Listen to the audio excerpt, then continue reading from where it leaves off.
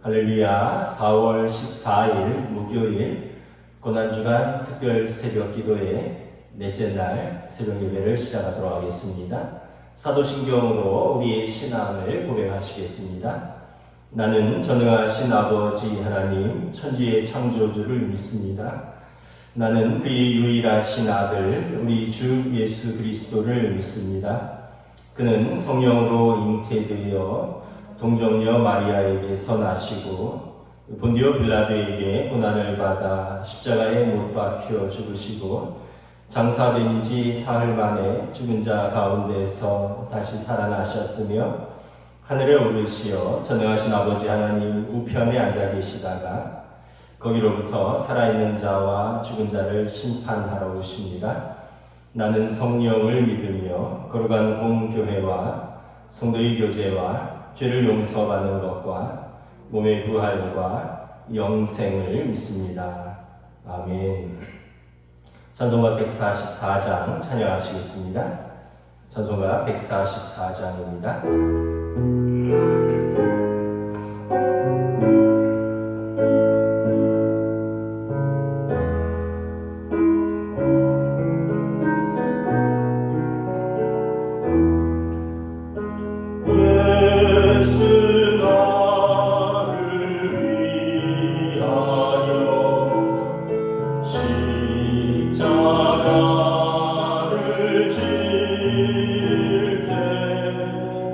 새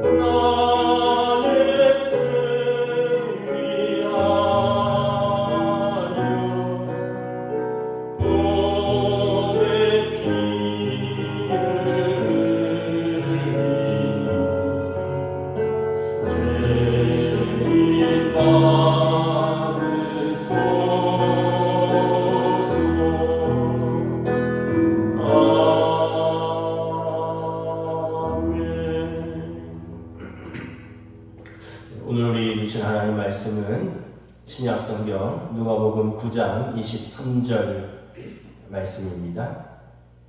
누가복음 9장 23절입니다. 신약성경 107쪽입니다. 누가복음 9장 23절 저와 여러분들이 함께 합독하겠습니다. 또 무리에게 이르시되 아무든지 나를 따라오려거든 자기를 부인하고 날마다 제 십자가를 지고 나를 따를 것이니라. 다시 한번 읽겠습니다. 또 무리에게 이르시되 아무든지 나를 따라오려거든 자기를 부인하고 날마다 제 십자가를 지고 나를 따를 것이니라. 아멘. 네, 할렐루야. 고난주간 특별 새벽 기도의 넷째 날입니다. 우리가 기독교의 핵심이죠. 십자가에 대해서 이번 고난주간 말씀을 나누고 있습니다. 지난 3일간 십자가의 도에 대해서 십자가는 하나님의 공의와 하나님의 사랑으로 우리를 용서하신 사건이다. 또 둘째 날은 십자가는 죄인인 우리와 하나님을 화해시킨 화목제물로 드려진 사건이다. 그리고 어제 셋째 날은 그래서 예수님이 십자가에 달리심으로 죄에 대한 사단의 고소를 완전히 패배시키셨다. 이제 죄의 문서를 찢어버리시고 십자가에서 예수님의 승리를, 믿는 자의 승리를 선포하셨다. 그러므로 그 어떤 것도 우리를 그리스도의 사랑에서 끊을 수 없다라고 말씀을 전했습니다. 오늘은 이 지난 3일간이 교리적인 내용이었습니다. 십자가의 도에 대한 좀 교리적인 이제 3일간은 이제 십자가의 복음으로 사는 성도의 삶은 어떤 삶이 되어야 하는가, 이제 실제적인 신앙생활 삶의 적용으로 앞으로 3일간을 좀 나누려고 합니다. 먼저 저와 여러분들이 스스로에게 이런 질문을 해보아야 할 것입니다. 나는 십자가를 통과했는가? 단순히 믿는 것뿐만 아니라 그 십자가를 통과했는가? 여러분, 단순히 예수 믿는 사람과 십자가를 통과한 사람의 차이는 무엇인가? 예수님께서 여기에 대한 답변을 이렇게 해주십니다. 오늘 본문 말씀이죠. 아무든지 나를 따라오려거든 자기를 부인하고 날마다 자기 십자가를 지고 나를 따를 것입니다. 예수 믿는 단계, 예수 믿고 영접하고 거듭난 단계는 초보의 단계라면, 어린아이의 단계라면 십자가를 경험하고 십자가를 통과한 사람들, 이 사람들은 이제 믿음의 분량이 성숙해져 가는 단계죠. 제자의 단계인 것입니다. 그 사람들은 주님이 그 십자가를 지셨으니 나도 그 십자가를 통과하리라. 그런 각오로 사니까 자기를 부인하고 날마다 자기 십자가를 지고 주님을 따르는 삶이 되는 것입니다. 첫째, 여러분, 자기를 부인하고, 여러분, 인간의 최대 우상은 무엇이라고 생각하십니까?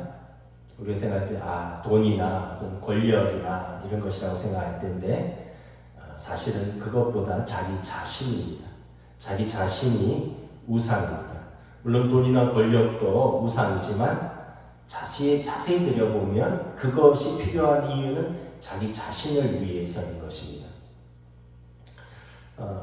우리 자신은 하나님 앞에서 가장 귀하고 아름다운 존재이지만 십자가의 보혈을 통과하지 못한 자아는 우상이 될 수 있습니다. 인간의 본질을 무엇이라고 규정할 수 있습니까? 인간의 본질은 자기를 사랑하는 것입니다. 다른 말로 말하면 자기 중심성의 삶을 살아가는 것입니다. 자기 중심성의 삶에서 살아가다 보니까 타인과 경쟁하고, 타인과 갈등하고, 타인을 시기하고, 타인을 미워하고, 그래서 자기를 부인하지 않으면, 자기 자아를 꺾지 않으면 이 죄의 본질과 욕망 그대로 살아가는 것입니다. 그래서 자기를 부인하는 사람이 성령 충만한 사람이고, 자기를 부인하는 사람이 십자가를 경험한 사람입니다. 자기 중심성을 극복한 사람을 말하는 것입니다.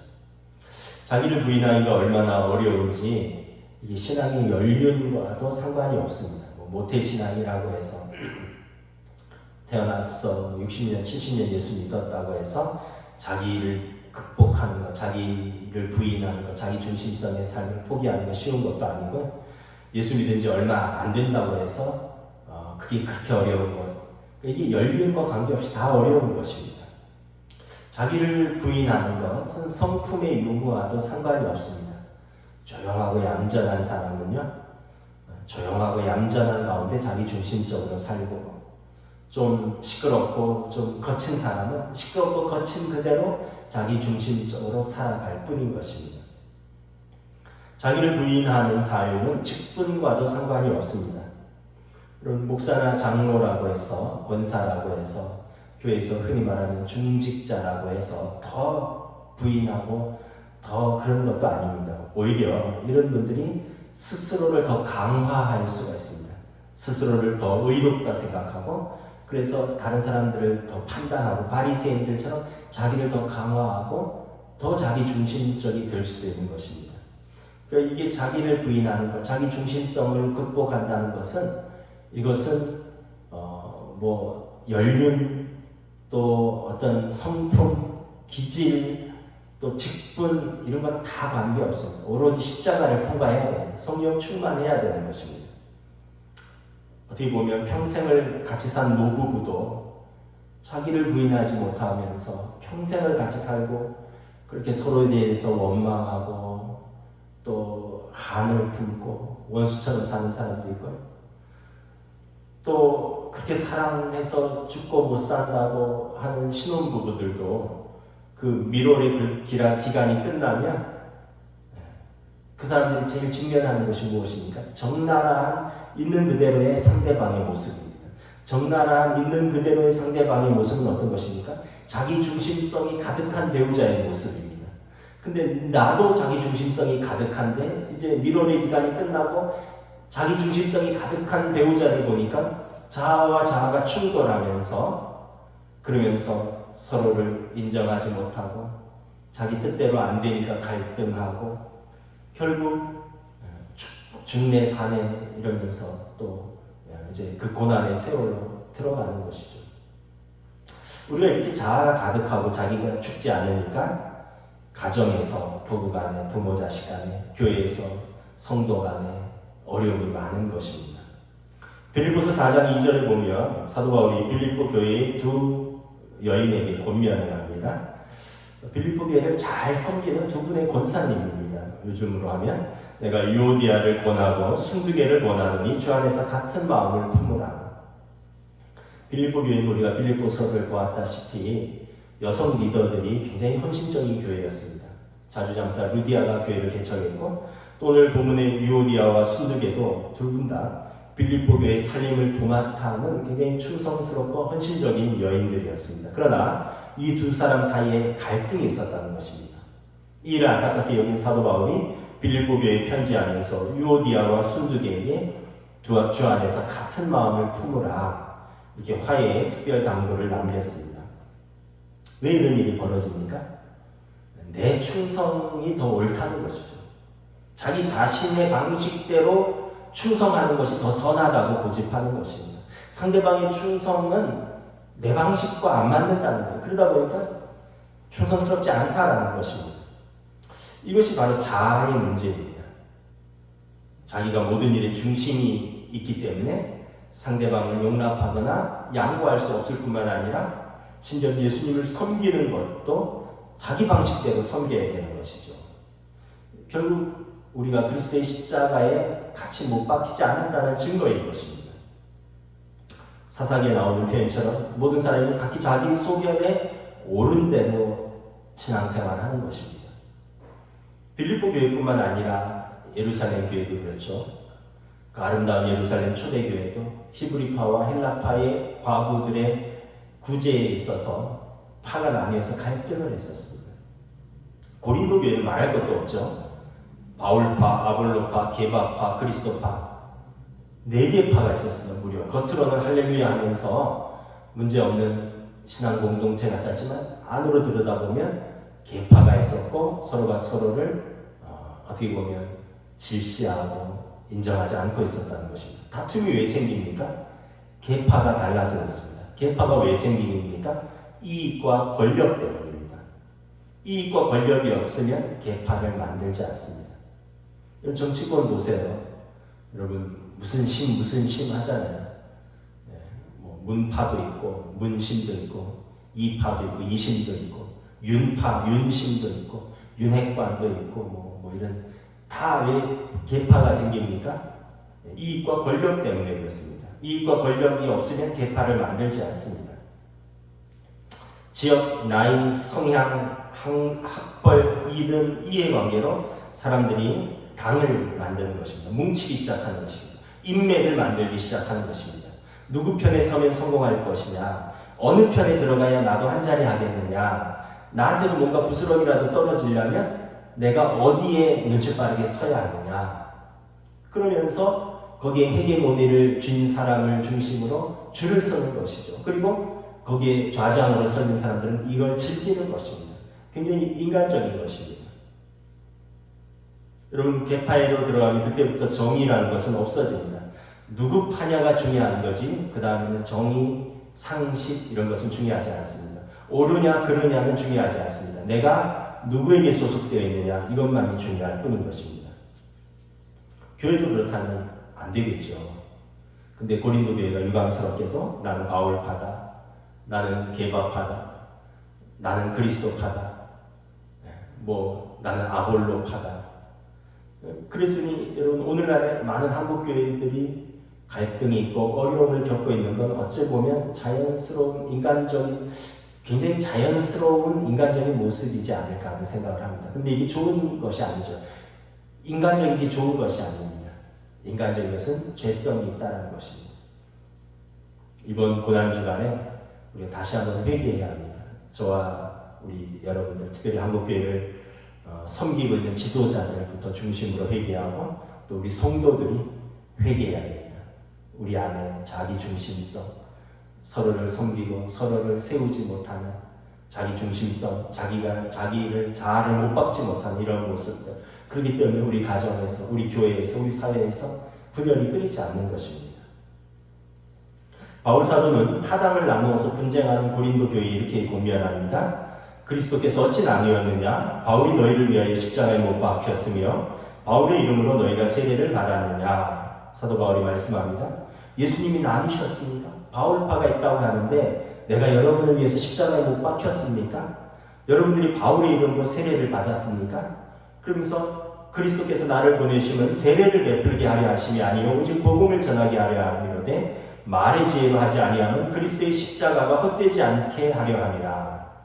결론은 무엇입니까? 바울 사도가 고린도 교회에 세례를 몇 명 주긴 했지만 그게 목적이 아니라는 것입니다. 내가 그리로 간 것은 하나님이 나를 당신들에게 보내신 것은 복음을 전하게 하려 하신 것입니다. 내 이름으로 세례져서 내 제자 삼고 내 이름으로 세례져서 내 계파 삼으려고 내가 그곳에 파송된 것이 아닙니다. 나는 주님의 복음을 전하러 가는 것입니다. 만약 내가 내 제자 삼으면 그리스도의 십자가가 헛되지 않겠습니까? 라고 말하는 것입니다. 사도 바울은 말합니다.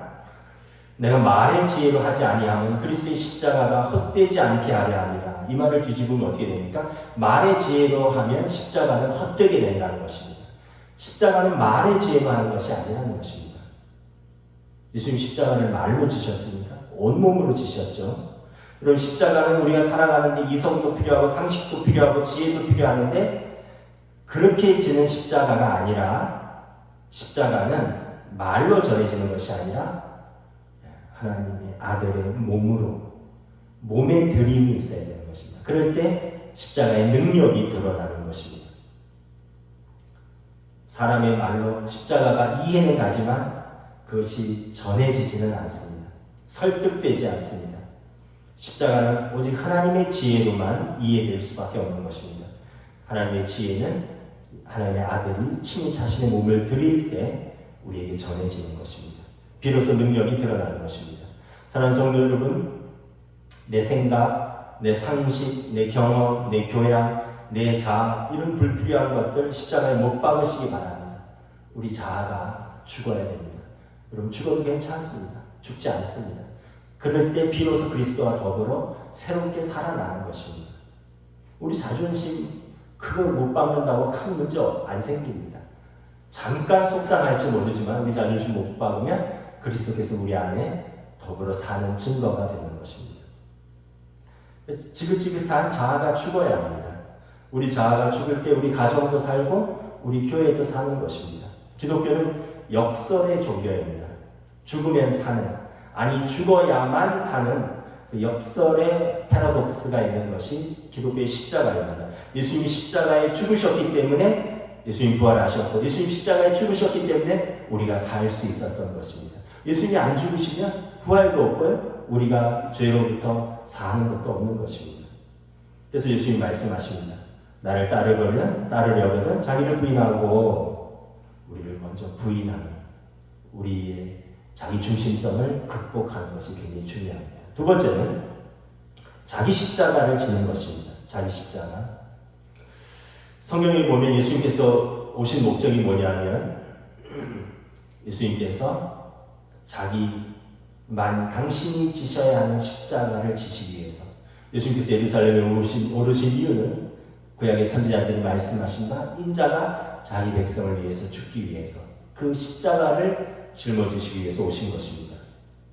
그렇다면 여러분 우리는 무엇입니까? 내가 짊어져야 하는 십자가는 무엇입니까? 우리가 짊어져야 하는 십자가는 여러분들의 가족이고요. 여러분들이 섬기는 교회고요. 우리가 섬기는 이 나라와 이 민족입니다. 이것도 자기 중심성에서 벗어나야 됩니다. 자기 중심성, 자기를 십자가에 못 박아야지만 내 십자가를 질 수 있는 것입니다. 그래야지 가족을, 그리고 교회를, 그리고 나라와 민족을 섬길 수 있는 것입니다. 여러분 십자가는 피하고 싶은 것입니다. 누가 십자가를 지고 싶겠습니까? 십자가는 고통이고 고난이고 수치고 죽음입니다. 누가 십자가를 좋아하고 누가 원하겠습니까? 그러나 내 십자가 내가 짊어지지 않으면 누가 대신 져주겠습니까? 가정에서 부모님을 위한 십자가, 자식을 위한 십자가, 남편을 위한 십자가, 아내를 위한 십자가, 그 십자가를 내가 짊어지지 않으면 누가 짊어지겠습니까? 여러분 십자가가 무엇이라고 했습니까? 죄 용서, 화해, 승리라고 했습니다. 그 무거운 십자가를 짊어질 때 우리 가족이 서로 용서하고 용납받는 것입니다. 그 무거운 십자가를 내가 짊어짐으로 우리 가족이 화해하는 것입니다. 그 무거운 십자가를 내가 짊어짐으로 우리 가족이 함께 승리로 나아가는 것입니다. 우리 성도들 가운데 무거운 십자가를 지신 분들 있으시죠? 크고 작은 차이이지 왜 십자가가 없겠습니까? 다 각 가정에 십자가가 있습니다. 알려졌느냐 알려지지 않았느냐의 차이이고 크고 작은 차이이지 다 자기가 짊어져야 하는 십자가가 있습니다. 누구도 부인할 수 없는 십자가가 있습니다. 어떤 분은 부모님 때문에, 어떤 분은 남편 때문에, 어떤 분은 아내 때문에, 어떤 분은 자식 때문에, 어떤 분은 건강 때문에, 어떤 분은 경제적 어려움 때문에, 어떤 분은 끊어진 관계 때문에 여러 가지 복잡하고 엉켜져 있는 그런 십자가를 묵묵히 지고 가는 사람들이 있습니다. 제 선배 목사님 중에 아이가 셋 있는 가정이 있는데 사모님이 셋째를 낳다가 너무 그 피를 많이 흘리고 이러면서 이제 완전히 그 전신 마비가 되신 분이 있습니다. 눈은 껌뻑이고 호흡은 하는데 전혀 몸을 못 쓰는 거죠. 근데 그 목사님이 20년을 지금 아마 그 막내가 20살쯤 됐는데 20년을 저녁에는 본인이, 낮에는 장모님, 친정어머니가 그 부인을 돌보는 거예요. 그러니까 자기 아이를 낳다가 그렇게 되었으니까 그런데 그게 우리는 당연하지. 자기 아이를 낳다가 자기 부인이 그렇게 되는데 자기 돌봐야지 이렇게 하는데 언젠가 그 목사님이 간증을 하는데 너무 힘듭니다. 이러더라고요. 너무 힘들어요. 제가 이러더라고요.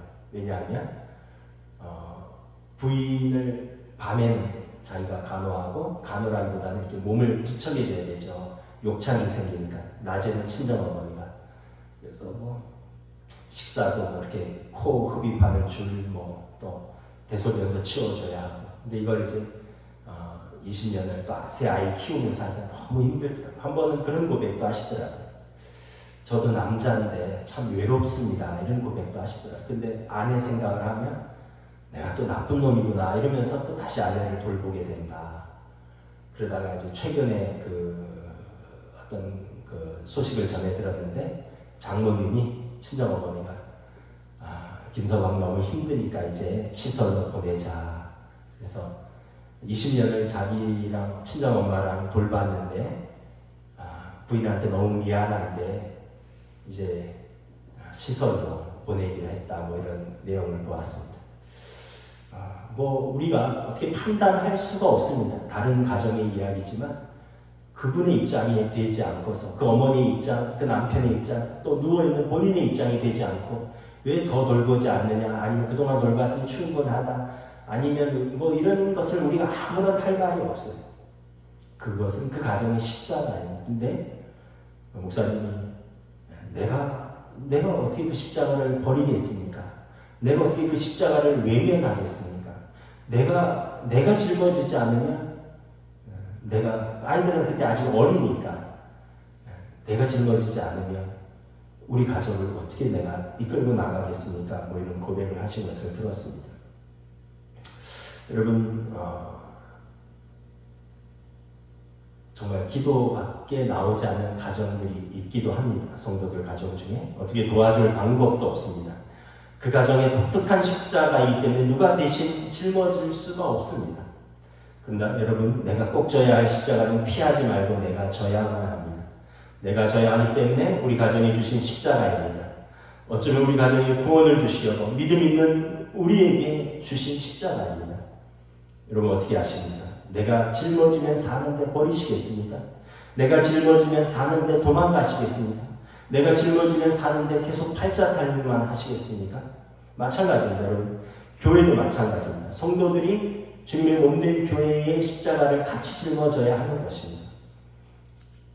교회가 자꾸 어렵다고 도망가시면 안 됩니다. 여러분, 이런저런 이유로 핑계대고 다 큰 교회로 도망가시면 여러분, 대한민국 지역의 80% 이상의 작은 교회들은 다 어떻게 되겠습니까? 우리가 짊어지는 십자가, 우리 가정은 우리가 짊어지고 우리 교회는 우리가 짊어지고 나아가야죠. 우리의 몸과 우리의 시간과 우리의 물질을 들여서 주님의 몸된 교회를 같이 짊어지고 나가야 되지 않겠습니까?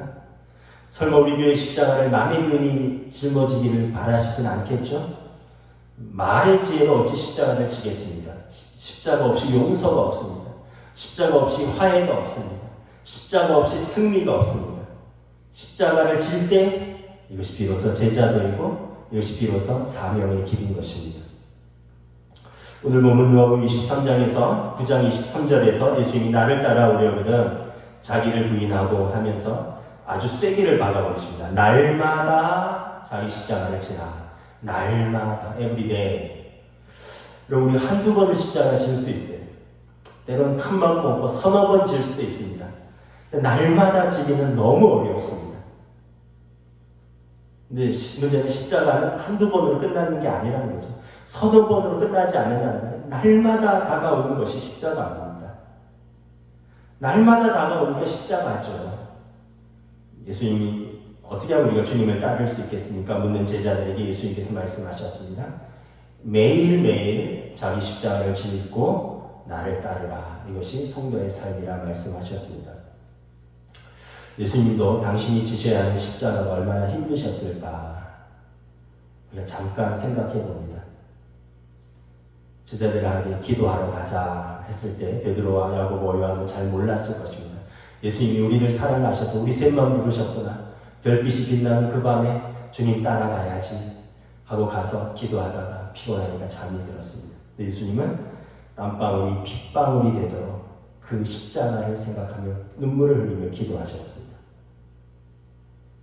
물론 이후에 이것을 깨닫은 베드로, 야고보, 요한 이 세 명이 정말 예수님의 십자가를 제일 앞장서서 졌죠. 야고보 제일 먼저 순교했죠.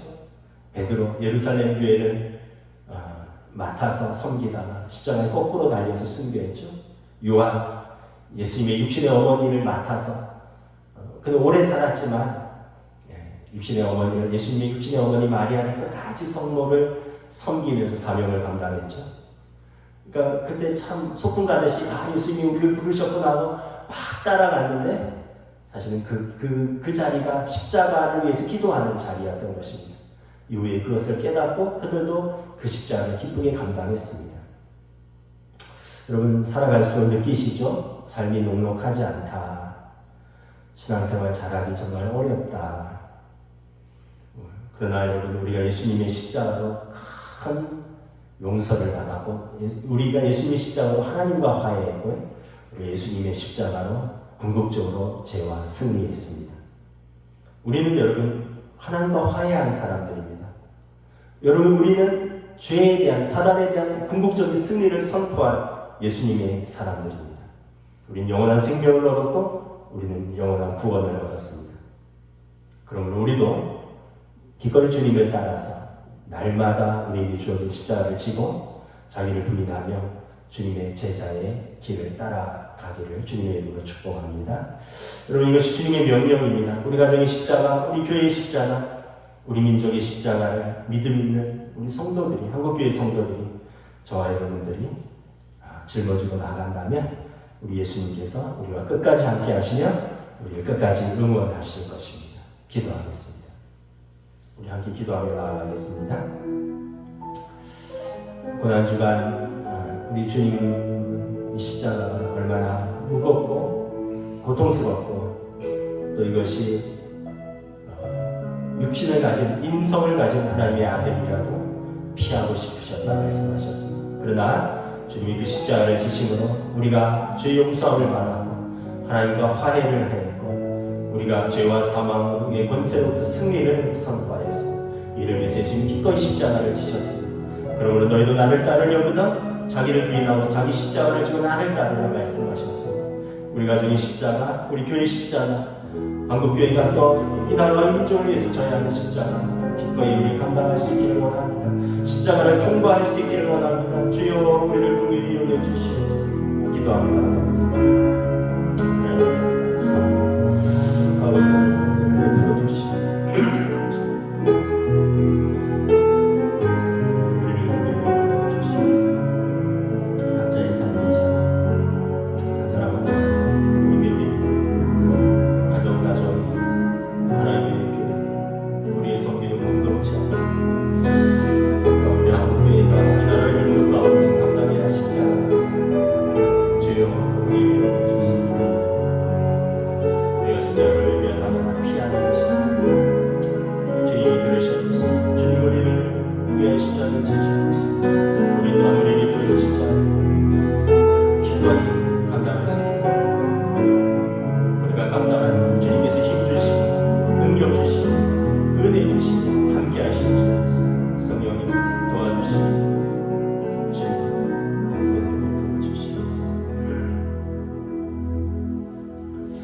고난주간 십자가의 도를 묵상합니다.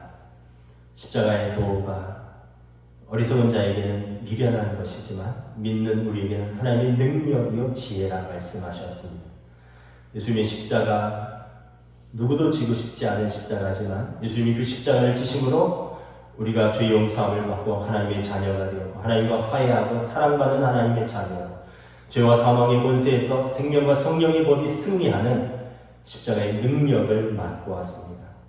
그러므로 주님 우리에게 당부하셨습니다. 너희가 나를 따라오려거든 너희도 그 십자가를 통과하라. 너에게 주어진 너희 십자가를 지고 나를 따르라. 그러려면 자기를 부인하고 성령님을 힘입어 자기 십자가를 지고 나를 따르라 말씀하셨습니다. 각자가 각자의 가정에서 짊어져야 할 십자가, 또 우리가 성도로서 우리 동원교회를 위하여 또 우리가 마땅히 감당해야 할 십자가, 또 우리가 대한민국 국민으로서 한국교회에 기도하는 백성으로서 이 나라와 이 사회를 위하여 기도하며 감당해야 하는 십자가는 무엇인가? 깊이 묵상하고 나에게 주어진 십자가를 또 우리가 주님을 바라보며 또 짊어지고 나아갈 때 성령님 함께하여 주시옵시고 주님 우리와 동행하여 주시옵소서. 감사를 드리오며 우리 주 예수 그리스도 이름으로 기도드리옵나이다. 아멘. 하늘에 계신 우리 아버지 이름을 거룩하게 하시며 아버지 나라가 오게 하시며 아버지의 뜻이 하늘에서와 같이 땅에서도 이루어지게 하소서. 오늘 우리에게 일용할 양식을 주시고 우리가 우리에게 잘못한 사람을 용서하여 준 것 같이 우리 죄를 용서하여 주시고 우리를 시험에 빠지지 않게 하시고 악에서 구하소서. 나라와 권능과 영광이 영원히 아버지의 것입니다. 아멘.